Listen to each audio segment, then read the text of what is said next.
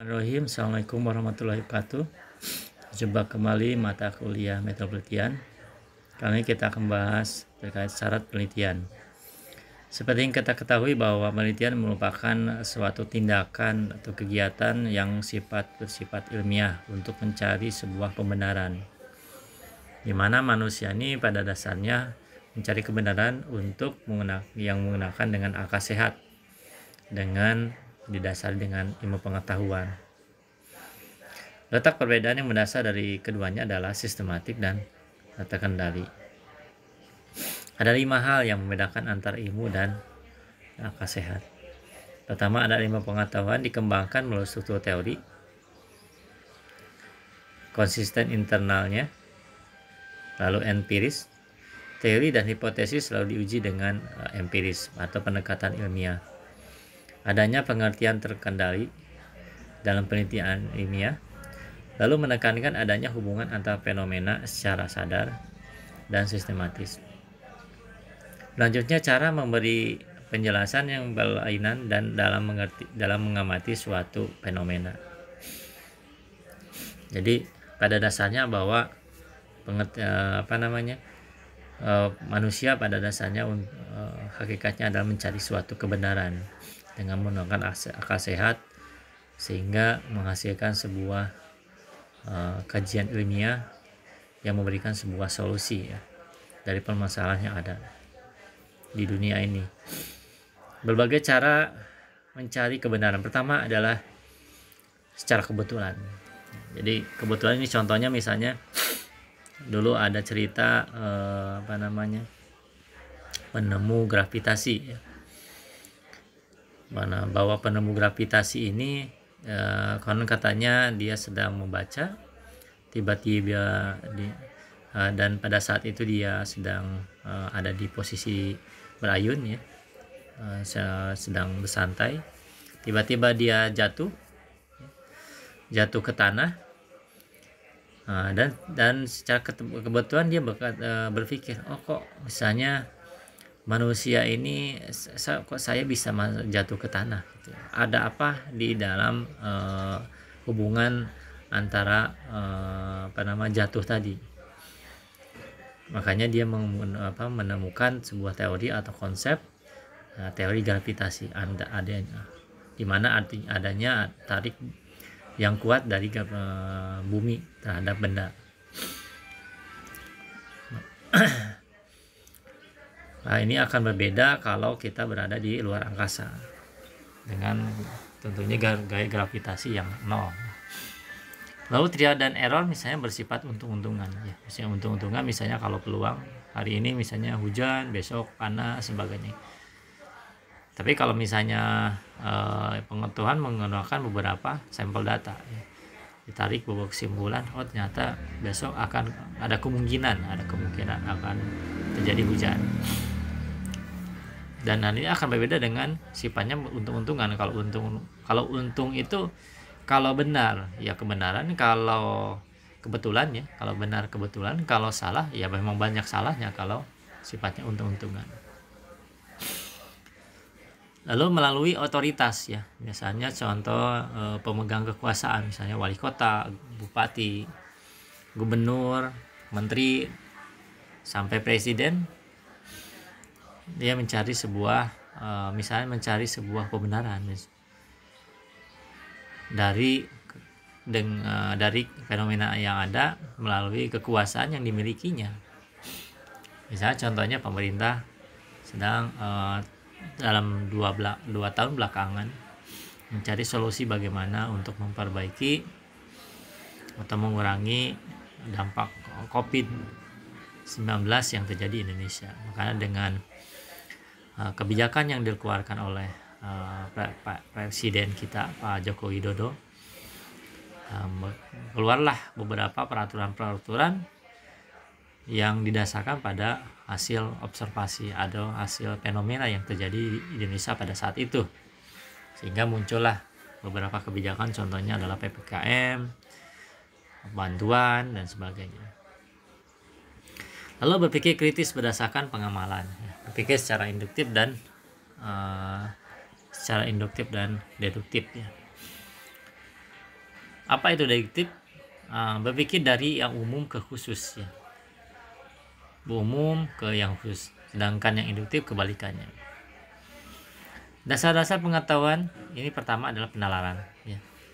Penalaran, ya, di manusia itu dimiliki oleh Allah Subhanahu wa taala itu otak, ya. Dimana dalam otak ini ada sebuah alat komputasi yang kita sebut yang kita kenal dengan namanya akal, ya. Dan di dalam akal ini ada logika yang bisa membedakan antara mana baik dan benar, gitu. Benar dan salah, 1 atau 0, gitu. Dengan kondisi ini manusia bisa memilih dan memilah mana yang harus dilakukan, mana yang tidak dilakukan. Lalu aliran yang menggunakan penalaran sebagai sumber kebenaran disebut rasionalisme, yang menganggap fakta dapat tertangkap melalui pengamalan sebagai kebenaran, disebut aliran empirisme. Selanjutnya adalah logika. Logika ini cara manusia dalam menentukan sebuah keputusan dari beberapa kondisi. Benar salah, tadi bisa saya sebutkan benar salah, baik buruk, ya, untung rugi. Nah, ini dalam hal cara penangkapan kesimpulan dengan logika.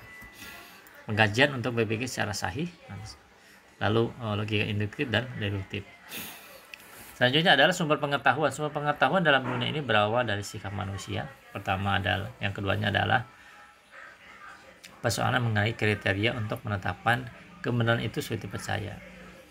Dari berbagai aliran maka muncul kriteria kebenaran. Epistemologi, cara mendapatkan kebenaran ada beberapa. Pertama adalah batasan kajian ilmu. Ya, dengan menggunakan beberapa ilmu yang memang fokus dan skopnya mengarah ke sana, yaitu kebenaran akan mudah tergali atau tertemukan, berbeda dengan yang bukan bidang ranahnya ilmunya. Cara menyusun pengetahuan diperlukan landasan yang sesuai dengan ontologis dan aksiologis. Penjelasan diarahkan pada deskripsi. Metode ilmiah harus bersifat sistematik dan implisit. Metode ilmiah tidak dapat diterapkan dalam disiplin ilmiah sama. Karakteristik yang menonjol kerangka pemikiran teoris, eksakta, dan ilmu sosial. Jadi ada kombinasi antara ilmu pasti dengan ilmu yang sosial tadi. Pengertian dasar pertama adalah konsep, ya, dimana kalau konsep ini menggambar secara gejala secara abstrak, ya, secara kalau konsep itu rancangan, ya, secara rancangannya seperti apa dan desainnya seperti gimana. Lalu ada konstruk atau construction, ya. Konsep digunakan, jadi hasil dari konsep ini digunakan untuk digambarkanlah atau diterjemahkanlah di lapangan menggunakan beberapa ilmu pengetahuan yang sejalan dengan hal itu. Preposisi, hubungan antara logis antara dua konsep dalam penelitian sosial dikenal dengan jenis preposisi. Pertama ada aksioma, yang keduanya adalah teorema. Beberapa pengertian dasar ini kita lewati, teori ini dan sebagainya. Beberapa pengertian dasar lanjutan. Lalu ada kerangka ilmiah nih. Apa itu kerangka ilmiah? Jadi pertanyaan tentang objek ilmiah yang jelas batas-batasnya. Jadi kalau melakukan penelitian ini harus kita fokus atau skop sesuai dengan apa yang akan kita lakukan, gitu. Jadi tidak terlalu melebar. Jadi penelitian ini tidak mesti harus selesai, tapi harus dilaksanakan apa adanya, gitu. Kalau misalnya error, ya kenapa bisa error, gitu, jelaskan. Nanti untuk ke depan ini perbaikannya seperti ini dan sebagainya, gitu. Penyusunan kerangka dalam hipotesis pertama adalah menjelaskan hubungan antar faktor, ya, variabel yang terhubung ini dijelaskan. Disusun secara rasional, masuk akal, didasarkan pada premis, ya. Pernyataan ilmiah, jika A maka B, jika C sama maka D, jika A maka B maka C maka D. Perhatikan faktor-faktor empiris yang cocok. Lalu pengujian hipotesis mencari fakta yang mendukung hipotesis. Ujung-ujungnya adalah sebuah penarikan kesimpulan. Cara berpikir ilmiah pertama adalah bahasa, ya. Keduanya matematika, adalah tiganya adalah statistik. Jadi 3 hal ini perlu kita kuasai untuk kita melakukan kegiatan pemikiran ilmiah. Arkeologi, nilai guna ilmu, ini menyangkut masalah kegunaan dari ilmu ini. Jadi lebih ke tujuannya atau manfaat dari penelitian ini digunakan untuk apa. Terakhir, ragam penelitian menurut pembentukan ilmu pertama adalah ilmu dapat dibentuk melalui induktif, penelitian induktif dan deduktif. Ada beberapa hal. Pertama adalah penelitian opini, ya, menurut cara pandang atau persepsi orang terhadap suatu masalah. Misalnya ada sebuah kejadian A, menurut pakar ini seperti ini nih gejalanya, nih seperti ini, solusinya gini, nama apa dan apa yang dilakukan seperti ini. Tentunya pakarnya pakar ahli, ya. Lalu penelitian empiris melalui pendekatan-pendekatan ilmiah, ya, dengan beberapa cara, ya. Contohnya misalnya menggunakan metode penelitian yang pengumpulan data observasi, kuesioner, ya, wawancara, ya, studi pustaka dan sebagainya. Selanjutnya yang kita bahas adalah ragam penelitian dan syarat penelitian. Nah, ini tadi dari awal kita bahas bahwa bagaimana cara membuat syarat penelitian yang baik itu seperti apa. Pertama harus sistematis, ya, sistematis dari A sampai B sampai Z. Jadi dari bab 1 pendahuluan, yang kedua tinjauan pustaka, 3 metode penelitian, 4 misalnya hasil pembahasan, 5 kesimpulan. Ini harus ada hubungan benang hukumnya.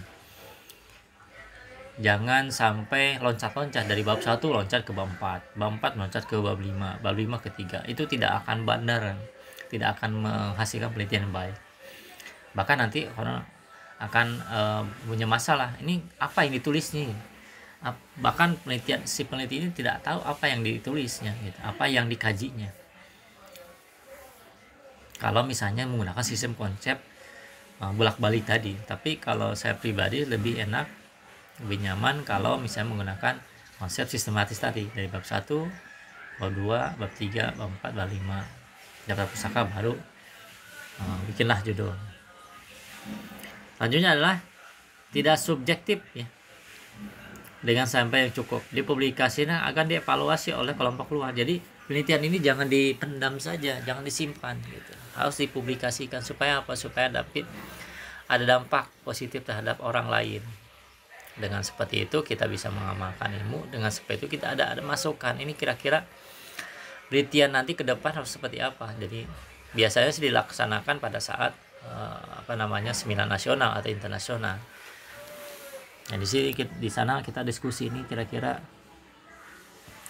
kekurangan penelitian ini apa, kelebihannya lain apa. Jadi supaya nanti pada saat melakukan penelitian lanjutan kita sudah tahu kelemahan dan kelebihannya. Yang keduanya, penelitian kita supaya bisa berdampak terhadap masyarakat atau orang lain, gitu. Karena seperti pepatah kata bahwa ilmu itu jangan dipendam, ya. Ilmu itu harus disebarluaskan.